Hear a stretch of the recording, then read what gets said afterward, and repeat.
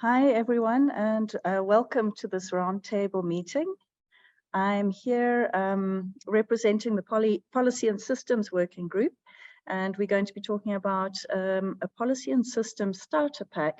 And this is the idea of a starter pack for setting up collaborative projects that might be taking place between cohorts and across the consortium. So I'm going to just start with a few basic slides just to give you an idea of the kind of thinking we've been embarking on around this.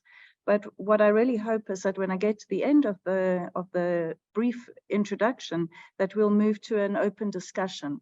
And we are on a room where you will be able to unmute your mics and contribute as well. So I'm hoping that most of the time we'll spend discussing rather than me just talking. So in our discussion of this idea of a starter pack, and I know we've already had a session today from David and team about the idea of cohorts in a box. The idea with the Policy and Systems Starter Pack for collaborative projects is to make sure that cohorts have the tools and the policy documents that they need when they're embarking on collaborative projects.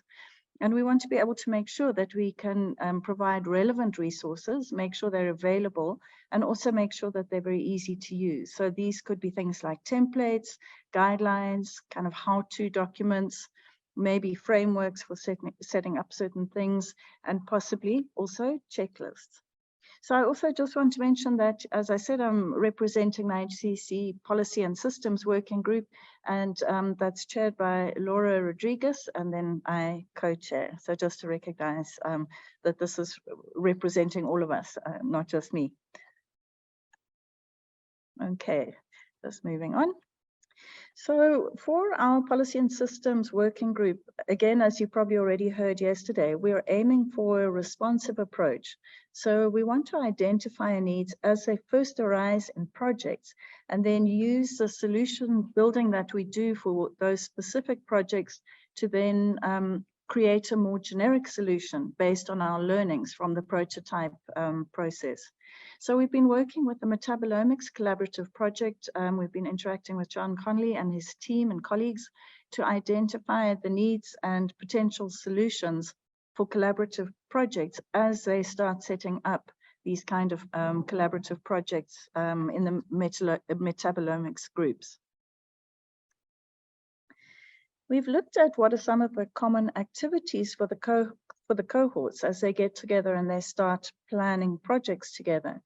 So we want to make sure that there's cohesive planning, that it's kind of a systemized approach to ensure success. But also it can be helpful when you're planning projects to avoid duplication with other ongoing projects. So when you set up and formalize a collaborative plan, this can help you make sure that you're not doing work that some other group is already doing. And you can also review projects, and the IHCC collectively can review project plans and just ensure that they fit with the objectives of the larger consortium, the wider consortium. And then also if we have project plans that are more formalized for the activities ongoing, we can also keep track of collaborative activities, and this can be very helpful for reporting and feedback.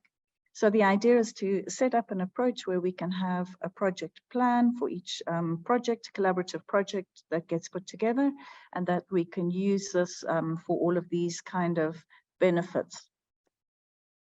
So to do this kind of project planning template, we've had a look at one prototype. It's a suggestion that we've put out there and that we started looking at. And part of what we want to appeal to the wider working group and people who are interested is to have a look at this and going forward and decide how we need to do project planning and what kind of template do we need. We have put together a prototype, well, it's based on some other work we've done in other activities that uses a kind of theory of change framework with impacts, outcomes, outputs, activities, and required inputs. And then also can inculcate some cross-cutting themes. So with each project, we can look at the activities and the outputs, outcomes, etc., and see also how those relate to themes that are held important within the consortium. So these might be themes like data sharing or ethical considerations, training, and also equity. So I just dropped here a picture of a table of what this project plan might look like. This is our sort of first pass at how this might look.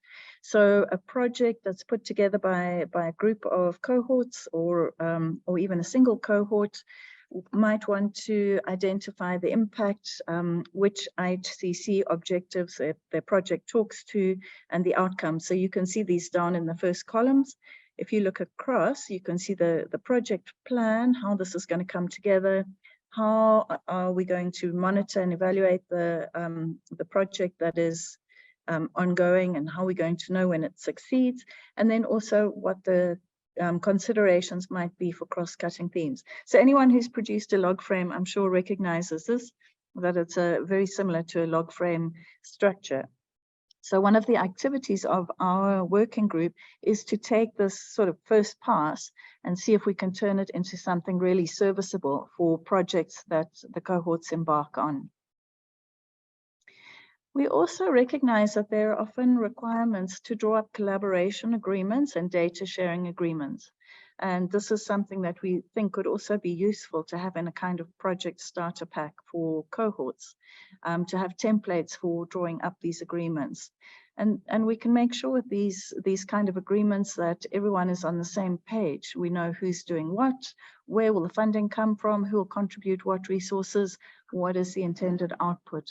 So another of the activities of the working group in terms of populating a starter pack for cohort collaborations and projects is to ensure that we have templates for these agreements that are easy to use and fit for purpose. So we'll be also working towards developing these as activities of the working group.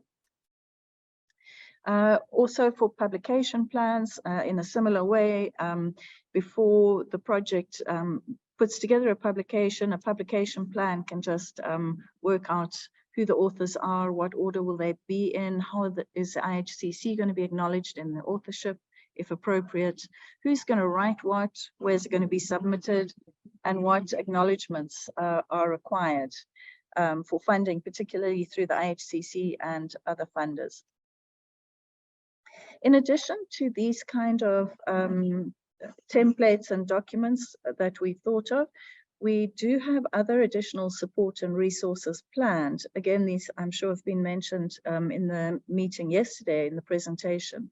And so I'm just providing the information about this to give some context, to just point out that although we're looking at making the starter pack for projects, there will also be some other resources. So the starter kit doesn't have to stand alone.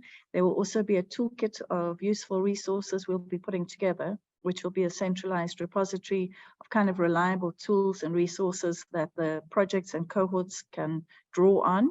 And then we're also aiming to put together a help desk function so that when IHCC members need help with certain policy or systems processes, they can send a request to a centralized contact point, and the query will be directed to the appropriate working groups for IHCC membership. So again, just to say, this is to provide the context that we want to put together a policy and systems kind of starter kit for new projects that are being embarked upon, but just bearing in mind that we still have additional support and resources as well. So I guess for this roundtable, what I would really like to be hearing from the people who've joined the meeting is, what are useful starter pack resources for cohort projects and collaborations? We've suggested a few here just to get us going, but what have we missed and what else should we be including? And then also, how can we ensure the policy and systems resources are accessible and are easy to use? So one thing we've discussed quite a bit is that researchers are very busy, and researchers often want to follow the policy and the guidelines that are in place, but don't necessarily have the time to read through long documents. The policy needs to be there, but how can we produce tools that make it easier to follow the policy and implement the policy without necessarily having to work it out from a more detailed policy document. So we've been talking a bit about templates, maybe checklists and frameworks that can be used to help pull together the pieces of a program or project that the work that the different cohorts are embarking on. But how can we make sure that they're accessible and easy to use? But of course, these are not the only questions. These are just the two that we thought of that we'd really like to reach out and understand better what would work for cohort members who are starting projects, and to hear back from you, the kind of problems that maybe you've encountered in starting projects that we might be able to assist with and that we might be able to build tools for. So I'm going to stop there and rather open the floor for further discussion. So perhaps we can start with any thoughts or questions. I know we've got a chat, I think we have a chat function going and Q&A, but also please feel free to unmute your mics, and I'm sure you can raise a hand. I can't remember where that functionality is. I think it's under the reactions, yeah. So let me open the floor then, and I'd really welcome comments and suggestions and questions.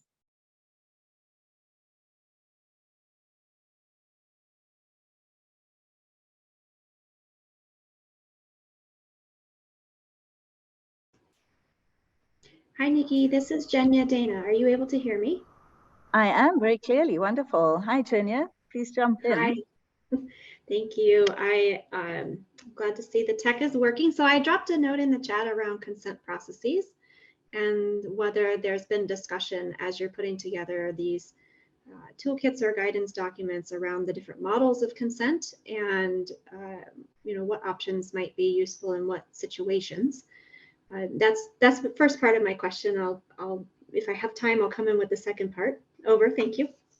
Okay, wonderful. No, I think it's a great question. And I think, so when we talk about the resources and having a sort of central repository of resources, I think this might be a great place where we can put in these kind of guidelines. There's been so much work done on consent, informed consent, how to do this properly. And I think in our resources section, we will probably have a whole space devoted to that, where we'll be able to point cohort members to different guidelines, resources, frameworks, tools that can be used for building informed consent processes. I know certainly I have a few papers that I can contribute to those resources as well. So I'm certainly confident there's a lot out there already that we can draw in. I think another point just to make about those resources is that it will be helpful to have we'll have curated resources.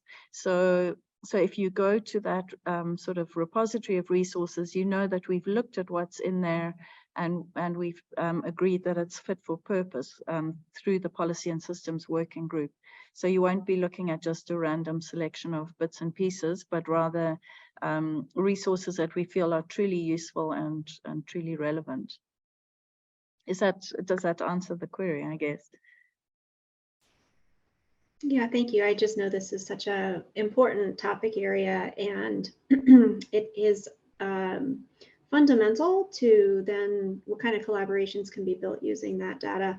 I know that I'm coming from a company for the first time in this, in my decade plus working in genomics. And so we're finding that private sector engagement is a challenge. We all know that. And so the questions that I often talk to my leadership about are, well, we need to understand how the data were collected, how they were consented, and how the participants or custodians of that data understand the intent of the utilization. So as a private sector entity, it's not always the easiest to get access. So I think a lot about the starting point in terms of the consent process and how we frame the possibilities for what could be done with that data. And then the technological solutioning that's available that enables data custodians or maybe even individual data contributors to control who can have access to that information. So that was the second part of my question was also some of the technological advances around individual ownership or control over that data, whether there's been any discussion around those options. The kind of dynamic consent approaches, I guess. Yep. Yeah. Mm-hmm. So I'm making a note because we haven't actually discussed dynamic consent, but I think that's a really valid point that we should be exploring that and seeing how that can be leveraged for cohorts, because we often work with a kind of tiered consent approach. Yeah, it's sort of a halfway house for not being able to provide dynamic consent. But I certainly agree with you that for commercial use, we're really not good at that kind of informed consent. And I think increasingly we see people, studies that have taken broad consent, often under ethics review will be considered, the consent is considered not sufficient for commercialization, and it can get very messy. So I'm making a note here that we really should look at this in our project starter pack and make sure that we have good guidelines. And obviously, if this is something you'd be interested in participating in, we're always looking for members of to join the working group and work on specific projects. So that goes for everyone in the meeting, of course, and you're all very welcome to participate. We'll be kicking off a new meeting schedule early next year in the calendar year, and we're really looking forward to taking the work forward. So whoever is interested in this stuff, please do jump on board and come and join us. Thanks, Jenya. That's a really great discussion point. Can I reach out if anyone else would like to comment on that or other points around starter pack resources for projects and collaborations? Other thoughts or questions?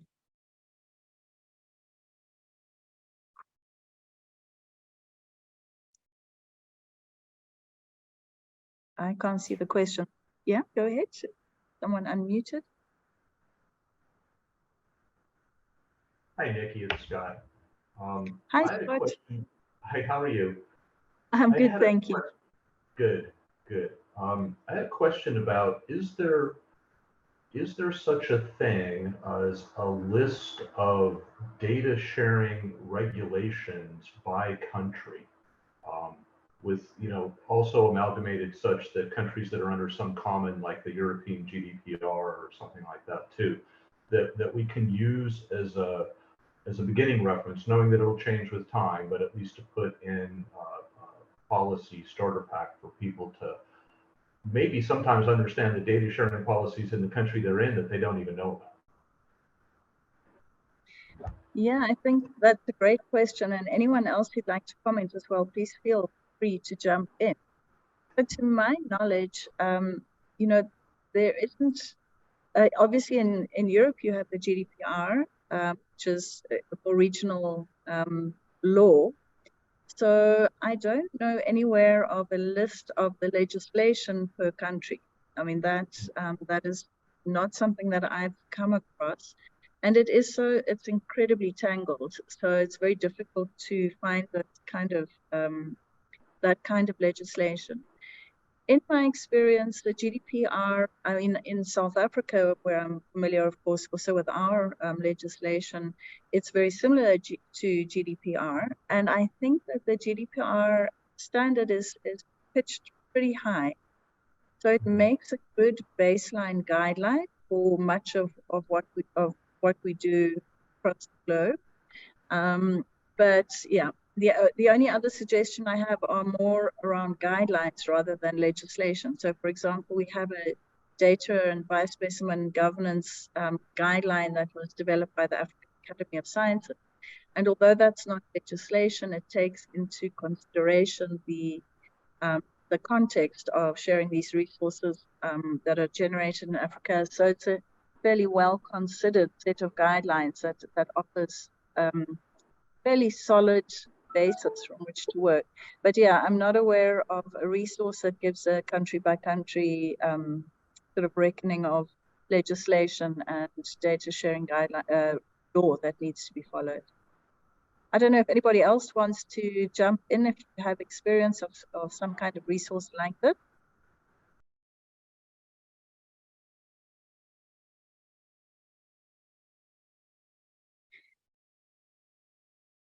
I think that silence probably says that most people agree with my assessment. Great. Anybody else want to raise any other questions or comments? What I'm also going to do, I'm going to stop sharing the screen, and then I will also be able to see, possibly see the Q&A more easily as well. Oh, maybe not.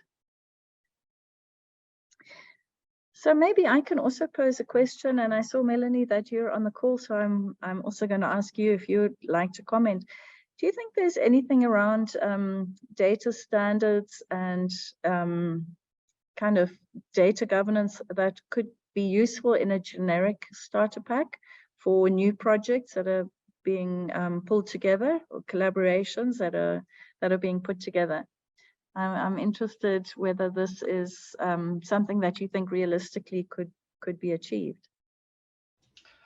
Wow, no pressure. Thanks, Nikki.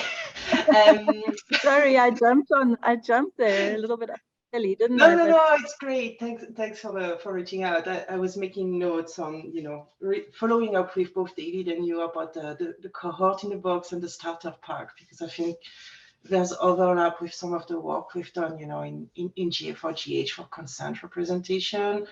And I know that David's already and Shimon very much already on top of the passport aspect. So I was going to follow with you on the data access side.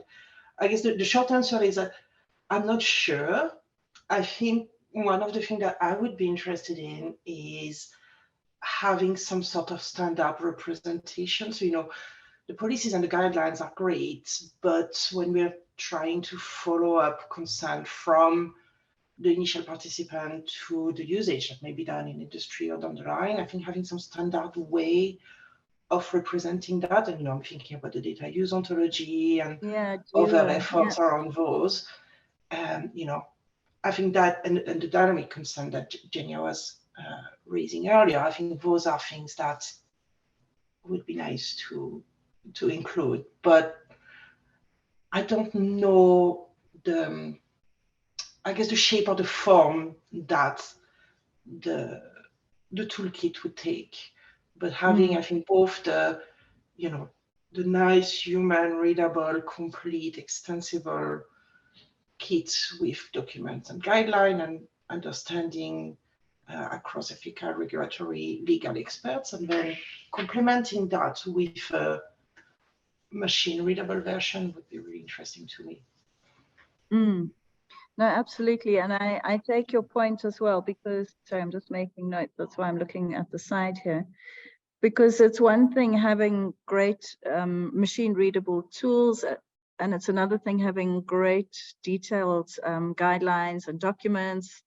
But actually, at the end of the day, it needs to be easily, these things need to be easily accessible and easily implementable for researchers who don't necessarily have the time or possibly even the interest to really get into the deep depth of how we do these things. They rather want to do them, they want to do them properly and buy the book, but they don't necessarily want to get into the deep mechanics of how it's done. So I think it's a really great point that it being human readable is as important as having standards and being machine readable at the same time. Yeah. And just for those of you who are not familiar with it, Melanie mentioned the data use ontology, which is an ontology that can be used to describe what kind of data use is permitted for a data set. And I can also add, Melanie, that we have kind of modified Duo as well, and this speaks to the informed consent process. So we've built a tiered informed consent kind of process and template, and then we actually match the individual consents wherever possible to Duo terms, and that's been quite effective as well. So we recently published that in biomedical ethics. So it is possible to bring the different pieces together. Yeah. Does anybody else want to follow up on these comments or any other comments? I think I'm just checking in. I think we've got 5 more minutes in the session, or was it 10 more minutes? 5 or 10? It's 5 more minutes. 5 more minutes. We've got 5 more minutes. If anybody wants to raise some other areas of interest or other points that we should be considering when we think about starter packs and what should be in there.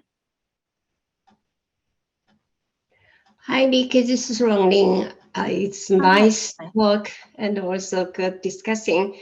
And I have a question about the centralized consent form, the template for the consent. Is that template also can be applied to the low middle income country, or they have to tailor them?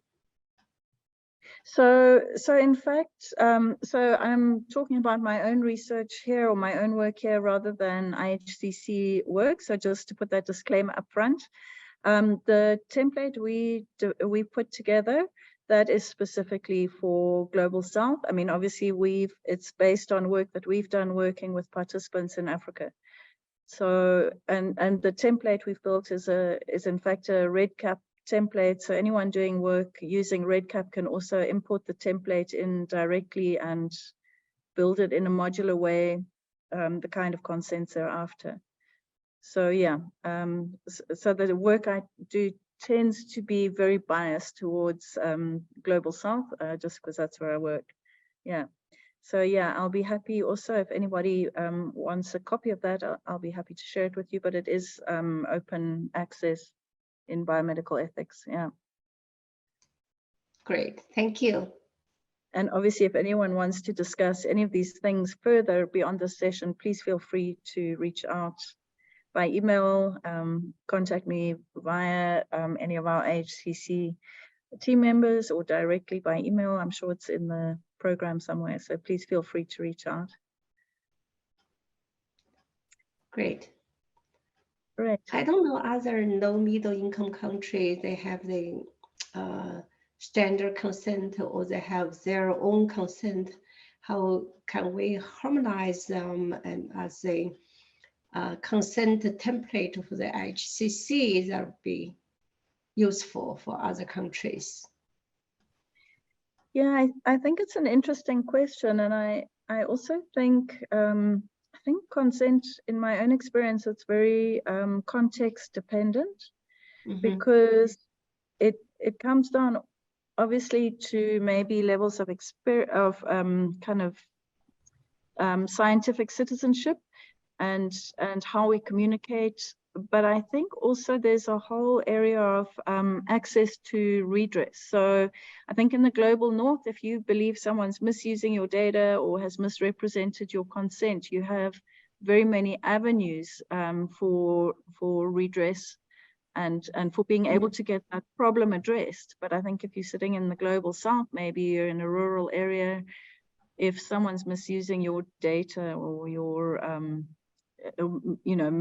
misinterpreting your consent, you don't have really any access to have redress. So my concern would be that it's very difficult to make one size fit all, and maybe in our resource toolkit we will have different options for different contexts. I think that might be more realistic. Yeah. I'm just, before we run out of time, Chisom, I just saw you came on camera and I wondered if you wanted to comment. Jump in. I was coming on camera to let us know about the timing. Thank you. Is it time? We've got 1 minute, is that right? We have 1 minute, yeah. Well, thank you so much everyone for coming on. I feel like we had hardly any discussion and that I talked too much, and I would have loved to hear more from everyone else. So please feel free to reach out, comments, Q&A, and at the Policy and Systems Working Group, we're just waiting to hear from you. So please don't hesitate to get involved, to come in with questions, come in with, if you want to get involved, that would be really fantastic. But other than that, thank you so much for joining this roundtable. And I'm sorry it just felt too short, but I guess that's the way life is. Thank you very much.